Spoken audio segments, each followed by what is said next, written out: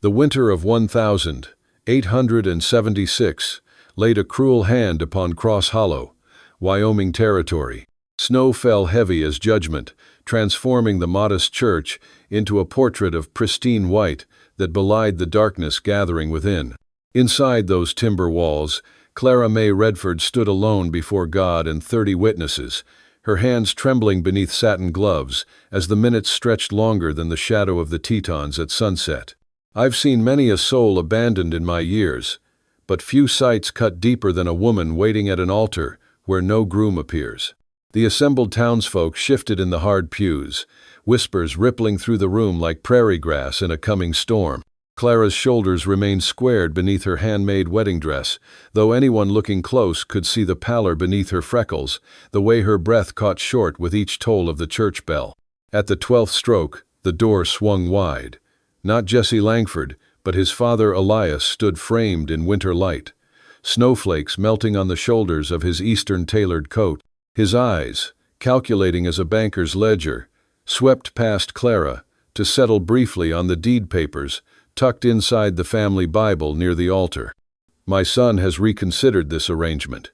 His voice carried the finality of a judge's gavel. "He finds the terms insufficient for his future plans." Elias Langford's gaze drifted to the window, toward the rolling acres of Mockingbird Ranch that bordered his own holdings.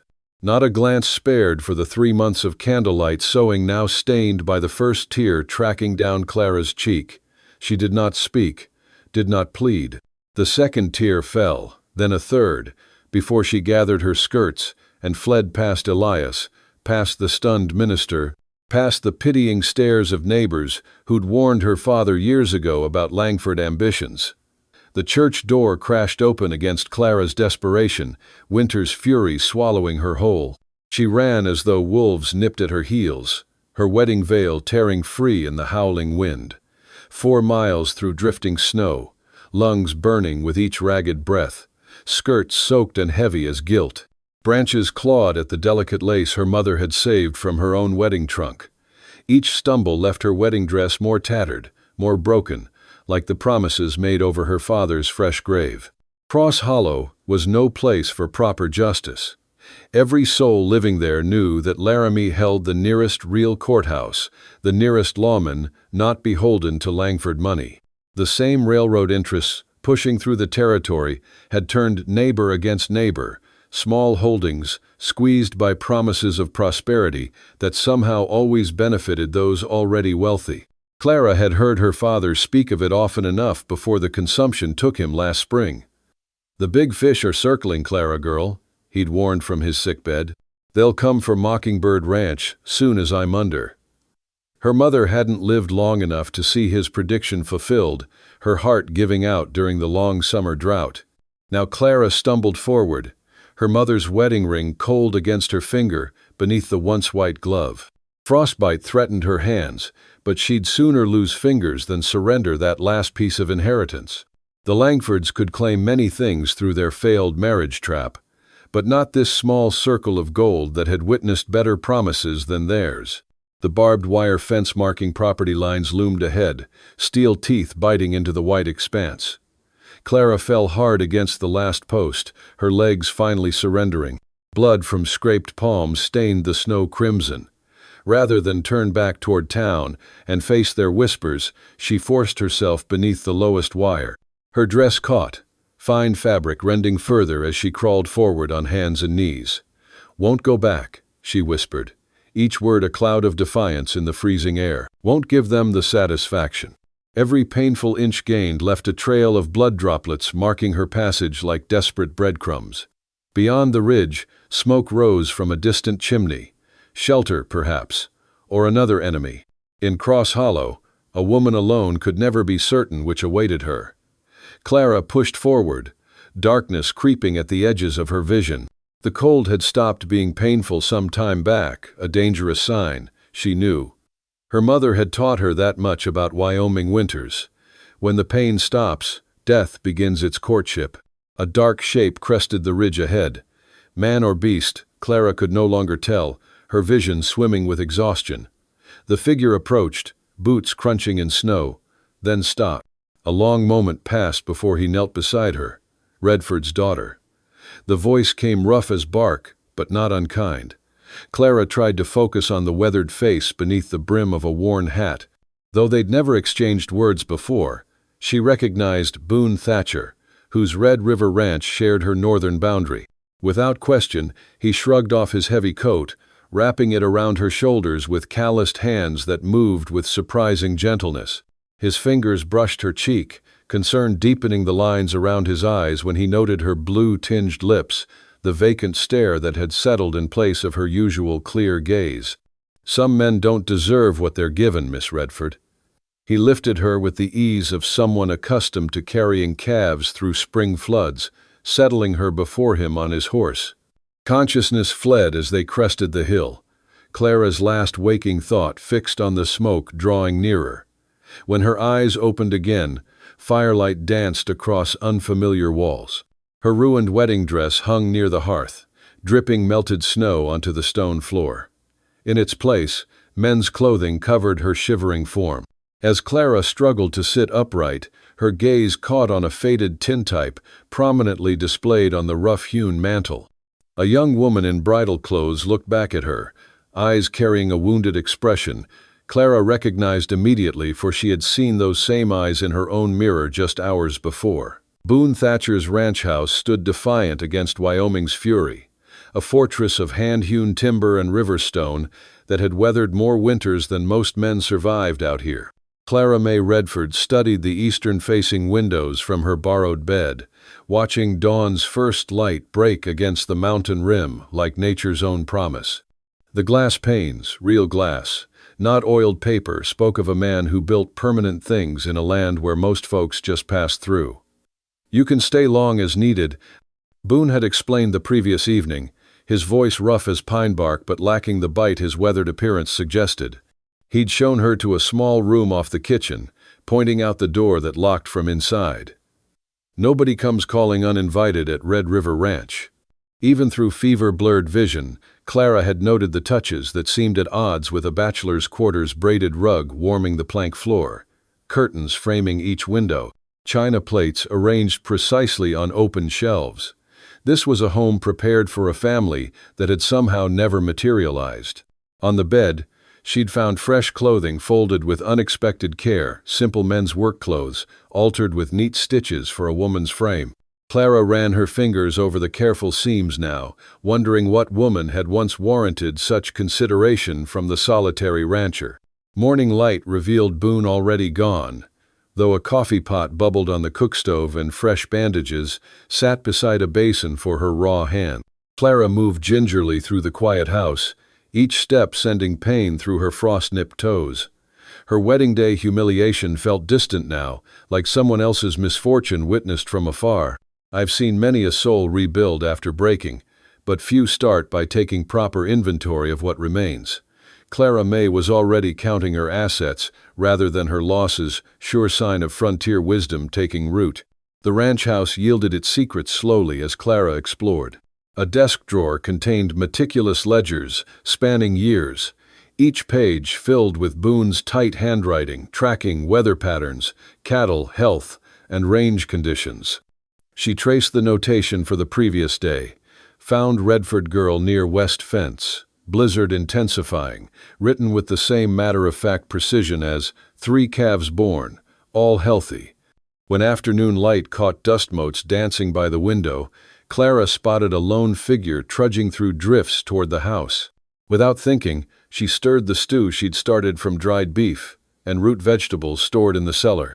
The surprised look on Boone's face when he stepped through the door, snow melting from his shoulders, was the first real satisfaction she'd felt in months. "Been a spell since somebody cooked who wasn't me," he admitted, removing his hat with unexpected gentleness, as though the gesture itself might shatter something fragile between them. They ate supper in companionable quiet, Clara sitting straight back despite her pain, maintaining what dignity she could muster in borrowed clothes. Only after her second helping did she speak of what brought her there. "My land borders yours to the south," she explained, watching his face for reaction. "The Langfords wanted both properties. Jessie courting me was never about." Her voice faltered. Boone nodded once, offering another serving before adding, "Langfords have been trying to buy Red River Ranch for 3 years. Some things aren't for sale at any price." The next morning, Clara discovered a store of writing paper in the desk. She hesitated before asking, "May I use this? I need to write some letters." Boone looked puzzled at her formality. "Everything here is for using, Miss Redford. I've been writing to small landowners about railroad pressure tactics," she explained, watching surprise flicker across his face. "The Langfords aren't just after my dowry land. They're securing property all through the valley for Eastern investors." She hadn't meant to reveal so much, but once started, the words flowed like spring thaw. Clara outlined the systematic pattern of Langford manipulations, how they targeted vulnerable properties, isolated owners through rumors, then applied pressure through merchants and bank loans. Boone's expression shifted from surprise to something resembling respect. He crossed to a cabinet near the fireplace, withdrawing a stack of papers bound with twine. "You're fighting back," he stated simply, placing the documents before her. Clara's eyes widened as she recognized affidavits from 12 local landowners, each reporting similar tactics. All witnessed by Marshal Crane from Laramie, all carefully preserved as evidence. "You've been gathering proof," she whispered, meeting his steady gaze. "Man can't just watch vultures circle without doing something," Boone replied, the barest hint of a smile softening his weathered features. The first genuine smile since the church spread across Clara's face. "Perhaps we should compare notes, Mr. Thatcher." As Boone spread the documents across the table, Clara felt something unfamiliar flutter beneath her ribs. "I came here seeking refuge from humiliation, but find myself drawn to this man's quiet dignity. Is it merely gratitude I feel, or something deeper taking root, where I thought nothing could grow again?"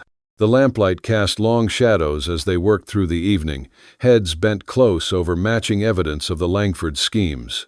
Clara studied Boone's profile when he wasn't looking. Each page of his ledgers revealed a man who planned for futures he couldn't see, a man who built even when there was no guarantee of reward. "Have I found not just shelter, but someone who understands what it means to stand your ground when everything pushes you to surrender?" Outside, winter winds howled against solid walls that hadn't yielded to 20 Wyoming winters. Inside, something fragile and unnamed began to build between two souls who recognized in each other the same stubborn refusal to surrender what was rightfully theirs. The morning Martha Penrose came calling. She brought more than just sourdough bread. Her wagon wheels had barely stopped turning before she was at the door, knuckles rapping with the urgency of fresh gossip. "That Langford fellow's telling anyone who'll listen that Clara stole family property before running from the church," Martha announced, her words tumbling out quick as spring meltwater. "Says there was a brooch meant for his son's bride that vanished same time as you did." Clara's hand stilled on the coffee pot. "The only thing I took from that church was my shame, Mrs. Penrose. I've known liars in my day, but none who wrapped falsehoods in righteousness quite like Elias Langford. Figured as much." Martha nodded, settling her considerable frame at Boone's table without invitation. "Man's got fewer honest words than a snake has legs." The bread still steamed when Clara sliced it, though her appetite had fled with Martha's news. Outside, winter showed the first hints of surrender, patches of muddy earth appearing between drifts like islands in a white sea. That afternoon brought fresh trouble. Boone returned from riding fence, jaw set hard as Wyoming granite. "Found these along the western boundary," he said, dropping red-ribbon surveyor stakes onto the porch. "Move the line 10 feet onto my property." Clara examined the stakes, recognizing the Laramie County surveyor's mark. "They're becoming bolder." "Bold men often bleed first," Boone replied, his calloused fingers curling around his rifle. The widow Harmon's troubles came 3 days later. Black smoke rose like a signal flag against the afternoon sky, drawing Boone's attention from the corral, where he'd been mending tack. Without a word, he swung onto his unsaddled horse and rode hard toward the neighboring homestead. Clara watched from the porch until horse and rider disappeared over the ridge, then gathered bandages and salve from her trunk. When trouble visits the frontier, injuries are never far behind. Night had fallen when Boone staggered through the door, clothes reeking of smoke, and something worse, the unmistakable smell of burned flesh. His right arm hung awkward at his side, angry red blisters forming constellations across his skin. "Barn went up like kindling," he rasped, voice raw from smoke. "Managed to get her horses and the pregnant heifer out, but the winter hay's gone." Clara worked silently, cutting away his shirt sleeve to reveal the damage beneath. The lamplight caught other scars beneath the fresh burns, old wounds that spoke of violence weathered long before she arrived. "Langford men seen riding near her property yesterday," Boone continued, flinching as Clara applied salve to the worst burns. "Offered to buy her out last week. She refused."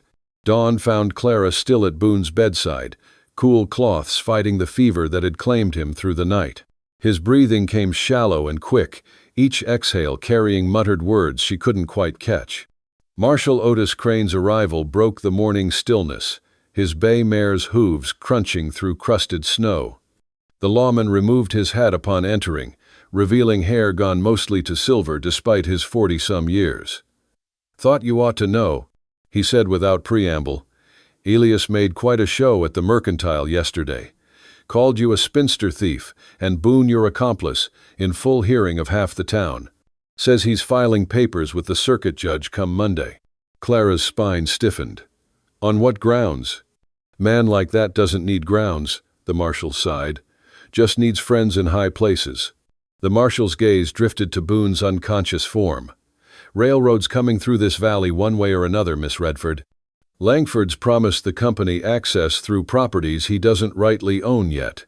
Men who build empires on promises often find themselves standing on air," Clara responded, wringing out another cloth for Boone's forehead. After the marshal departed, supplies dwindled faster than winter normally demanded. The mercantile owner sent word that Boone's credit had been suspended due to unfortunate business circumstances, his gaze never quite meeting Clara's when she rode to town for answers. The threats appeared the following morning, crude drawings nailed to fence posts, showing houses engulfed in flames. "Railroad coming through one way or another," scrawled beneath in charcoal. Clara tore them down one by one, hands trembling, not with fear but fury. Each step back to the house felt heavier than the last, the weight of unseen eyes following her movements across open ground. She found Boone at dawn 2 days later, fever finally broken, sitting on the porch steps with tools and metal scraps scattered around him. His bandaged hands worked slowly but deliberately, fashioning mismatched horseshoes and baling wire into what appeared to be wind chimes. "What are you making?" she asked, settling beside him closer than propriety allowed. "Something that speaks when the wind changes," he answered, holding up his creation. The first breeze caught the metal pieces, drawing forth notes that danced between discord and harmony. Their laughter, when it came, startled them both, the sound foreign yet necessary, as breathing in a world growing darker by the day.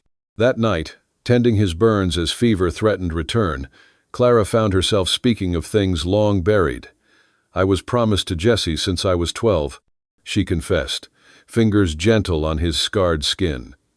"Our fathers arranged it after my mother took ill the first time. Not love, land, and politics." Boone's eyes, clear despite his pain, held hers. "Elizabeth left 4 days before our wedding," he said, each word costing visible effort. "Chose a banker from Chicago over a dirt farmer with dreams. 7 years now." The confession hung between them like smoke, neither willing to wave it away. Morning found them watching the sunrise from the porch, Clara's hand resting atop Boone's bandaged one. "Nobody will force you from your land," he said quietly, turning his palm to catch her fingers. "Not while I have breath in my body." A week later, a package arrived addressed to Clara in unfamiliar handwriting. Inside lay ledgers bearing Elias Langford's distinctive flourishes, accompanied by a note signed by Delia Hargrove, his former assistant. Marshal Crane rode out that same afternoon, examining the documents with increasing interest. "These establish a pattern," he said finally, tapping the ledgers. "Fraud and intimidation going back years. Court can't ignore evidence this clear." Delia's personal note trembled in Clara's hand. Some sins cannot be forgiven until addressed. I will testify if you can guarantee protection." The signature wavered, as though written by a hand uncertain of its courage. As darkness settled over the valley, a young boy delivered an unsigned note, thrusting it toward Clara before running back toward town. The handwriting matched Delia's letter precisely. "They're coming after dark. Watch the west gate." Clara took down Boone's spare shotgun from above the door, checking the loads with hands steadier than she'd expected. Beyond the fence line, shadows moved with purpose too deliberate for any wild creature. She watched, waited, and remembered her father's words. "Steel in your spine matters more than steel in your hand when trouble comes calling." The pale winter dawn found Clara bent over Boone's weathered desk, quills scratching across parchment with the urgency of a woman who'd seen the cost of hesitation. 23 letters she'd penned since midnight, each bearing identical warnings to scattered homesteaders throughout the territory. "Chain of witnesses," she murmured, sealing the final envelope with a drop of candle wax. "Let Langford try denying his threats when every ranch from here to Medicine Bow has documented the same pattern. I've known women of the frontier who could shoot straighter than their husbands and ride longer without complaint, but Clara Redford possessed a different kind of strength altogether, the kind that builds fortifications with ink and paper, rather than timber and stone." Boone appeared in the doorway, Winchester cradled in the crook of his arm. "Rider coming. Says he's got surveying business with Langford interests." His voice carried the calm of a man accustomed to standing his ground. "Marshal Crane's waiting in the woodshed, just like we arranged." Clara nodded, reaching for her father's shotgun. The weight of it felt right in her hands now, like an extension of her resolve. Together they moved to the porch, watching 3 men approach with measuring chains and stakes, their horses' breath clouding in the frigid air. "That's far enough," Boone called when they reached the fence line. "You're mistaken about your business here." The lead man, a city fellow with spectacles perched upon a thin nose, consulted a folded document. "We have orders to resurvey section markers for the county record." His eyes flicked nervously between Clara's unwavering shotgun and Boone's weathered face. "Official business, sir." "Mighty interesting," Boone replied. "Considering county surveyors work daylight hours and announce their intentions beforehand."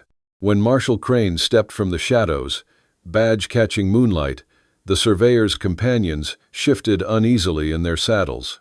The lawman had barely opened his mouth to speak when the sky opened, unleashing a blizzard that seemed determined to bury them all beneath nature's judgment.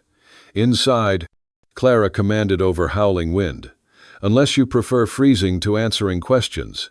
The hours that followed created strange bedfellows indeed. Clara served coffee while Boone stoked the fire, 5 people trapped in uneasy proximity as snow sealed them away from the world outside. The youngest surveyor, barely 20 by Clara's reckoning, broke first. "Mr. Langford said it was routine adjustment," he confessed, hands wrapped around his 3rd cup. "Said the original markers were set wrong 30 years back." By morning's light, Marshal Crane had documented everything in his official ledger: the attempted boundary shift, the counterfeit county papers, the reluctant testimony. When the snow cleared enough for travel, he took the surveyors toward town, legal evidence finally secured against Langford machinations.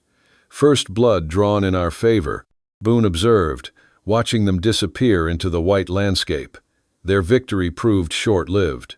2 days later, Martha Penrose arrived breathless with news that chilled worse than any blizzard.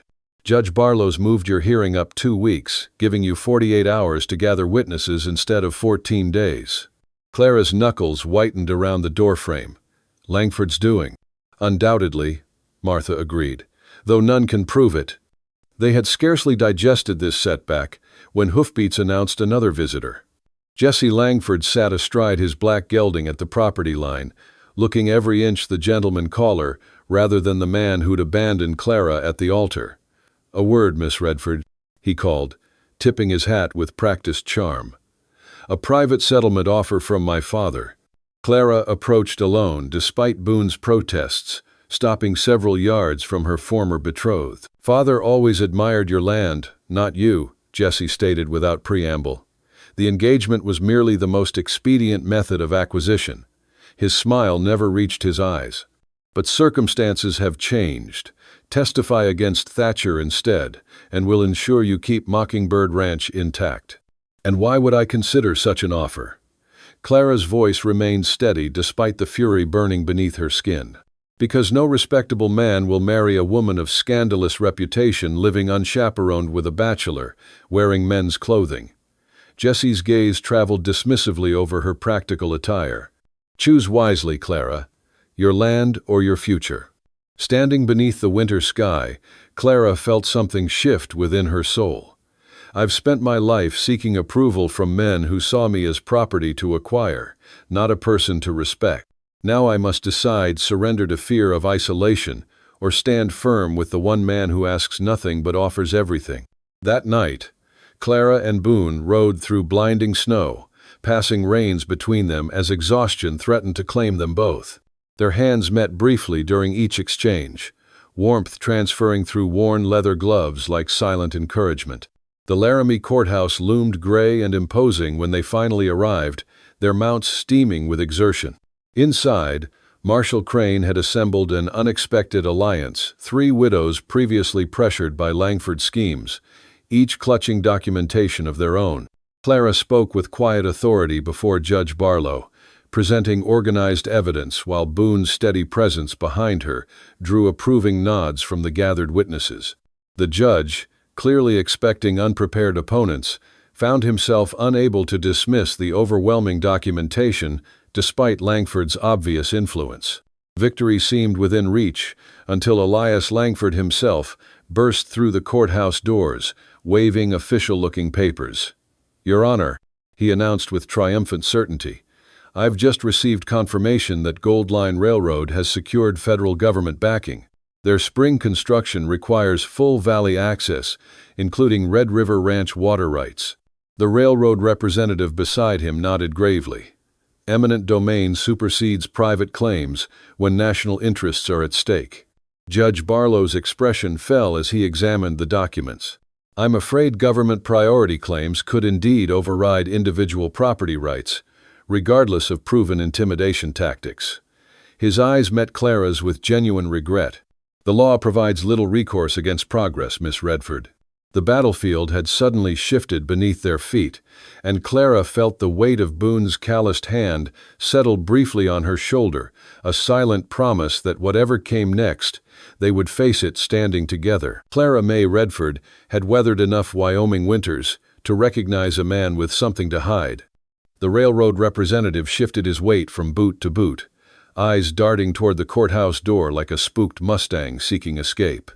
Most folks missed such telltale signs, but a woman abandoned at the altar learns quick to read what men won't say aloud. "Mr. Harrison," she said, cornering him by the empty clerk's desk, "your credentials seem mighty particular for a man representing the Gold Line Railroad."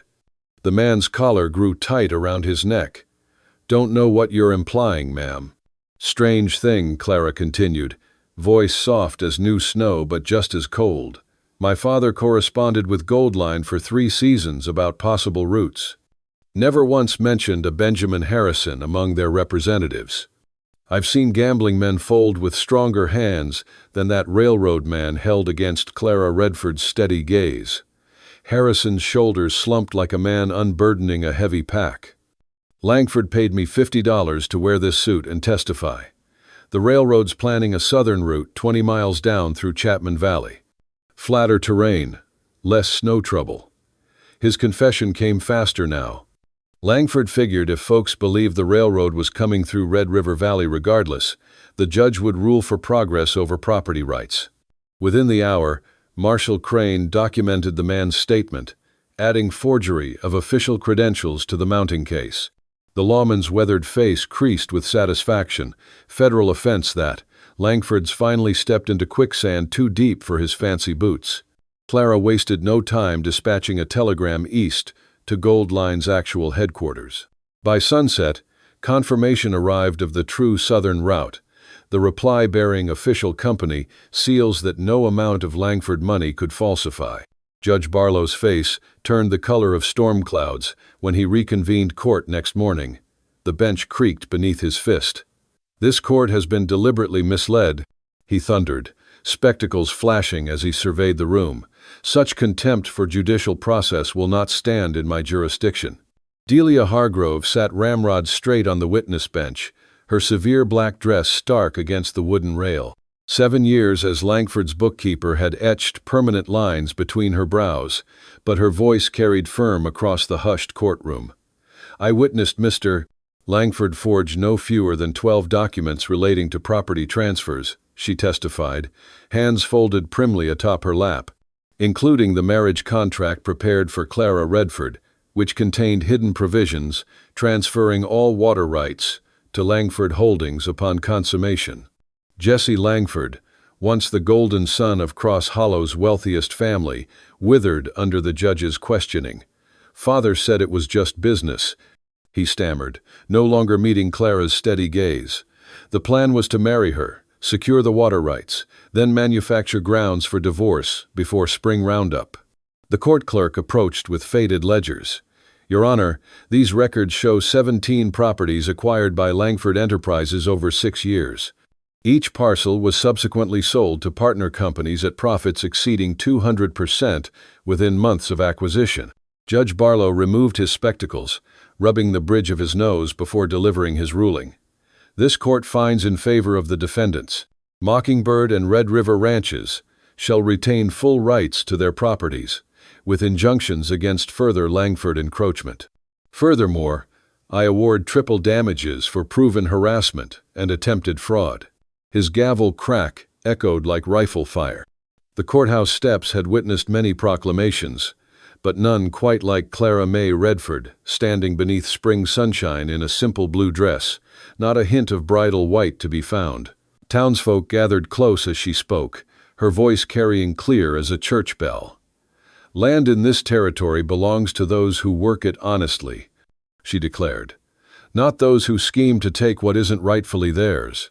Elias Langford pushed through the crowd, mouth opening to interrupt, but fell silent when 3 ranchers stepped forward to stand shoulder to shoulder with Clara and Boone. Then came Widow Penrose, followed by the blacksmith and his wife. One by one, neighbors moved to their side until Langford stood alone on the dusty street. Clara's fingers found her mother's wedding ring, the gold band that had accompanied her through blizzard and humiliation.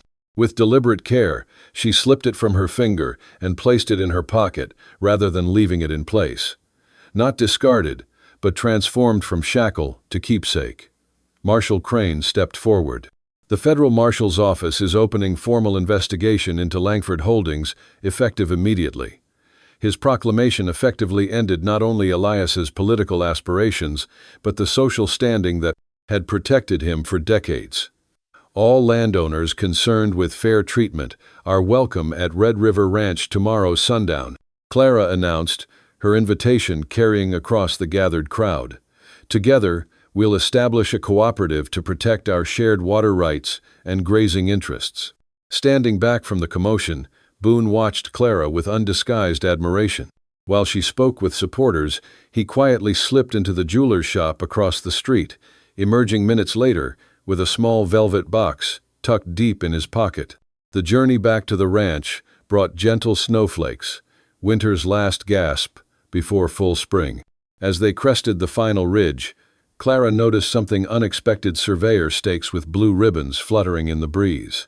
Unlike the threatening red markers of Langford's men, these outlined what appeared to be a foundation near the main house. "What's this?" she asked, reining her horse beside Boone's. He studied the distant hills before answering. "Started planning house addition after Elizabeth left," he said quietly. "Fool keeps building even when hopes die." The unspoken question hung between them, carried on the wind like the blue ribbons themselves. Spring came to Wyoming territory like a hesitant bride, each day venturing further across the valley floor. The bitter memory of winter gradually yielded to tender green shoots, pushing through soil that had known nothing but frost for months. Much like the land, Clara May Redford found herself transformed by the passing seasons. The morning sun cast long shadows across Red River Ranch as wagons arrived bearing families from across the valley. Men in their Sunday best nodded respectfully to Clara as she welcomed them to the gathering. Women who once whispered behind fans at her church humiliation now sought her counsel on protecting their own modest holdings. "Never seen such a turnout for anything short of a hanging," observed Martha Penrose, setting a basket of fresh bread on the long table Boone had constructed for the occasion. Clara smiled, watching as 24 landowners crowded around the great oak table in Boone's dining room, their hands rough with calluses, veined with years of labor pressed quill to parchment, signing their names to the cooperative agreement she'd drafted through winter evenings. "With these signatures, we stand together against any who'd divide us," Clara announced, her voice carrying the quiet authority earned through winter's trials. "Our water flows as one river, our cattle graze as one herd upon these connected lands." What began as neighboring properties now operated as a seamless extension of one another. The narrow footpath connecting Mockingbird Ranch to Red River had widened from daily crossings neither she nor Boone discussed directly. Her small office in his home, once bare as November fields, now housed the cooperative's records walls, adorned with carefully drawn maps, marking shared springs and grazing boundaries. The afternoon sun hung low when hoofbeats announced an unexpected visitor. Judge Barlow's bay mare kicked up dust as he approached, the official's usual stern countenance softened by what appeared almost like satisfaction. "Miss Redford," he called, dismounting with a grunt that spoke of too many hours in the saddle. "Thought you might want these straight away."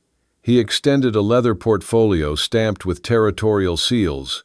Clara's fingers trembled slightly as she opened it, finding official documents dissolving her arranged engagement and affirming her full legal ownership of Mockingbird Ranch.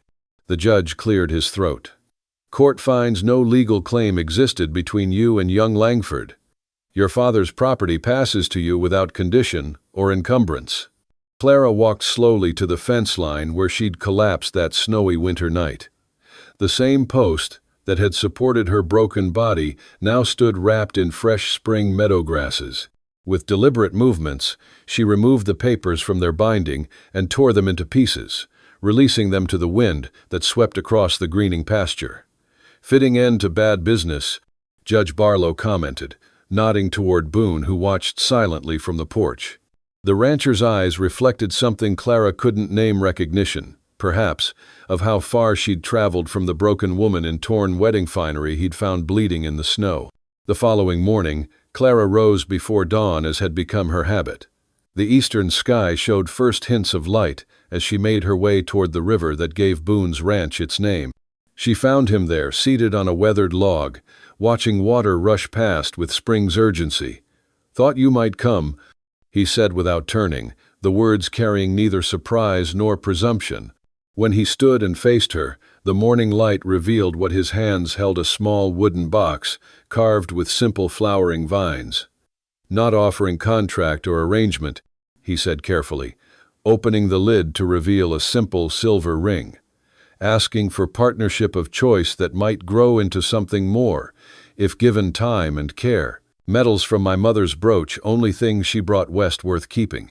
Autumn found them on the porch steps as day surrendered to evening's approach. Clara leaned against Boone's shoulder, reviewing figures from the cooperative's first successful harvest. The ledger showed what they'd already known: standing together had yielded more than any could have managed alone. Their hands, both bearing scars from different battles, now entwined without hesitation, wedding bands catching the day's final light as their silhouettes merged against the horizon. "I've seen true bonds form across these territories, friends. Such connections aren't forced through contracts or built on fear. They grow from respect, forged in hardship and choice, renewed each dawn. If you found someone who stands beside you through storms rather than leaving you to weather them alone, cherish that rare blessing and subscribe for more tales of frontier hearts finding home in unexpected places."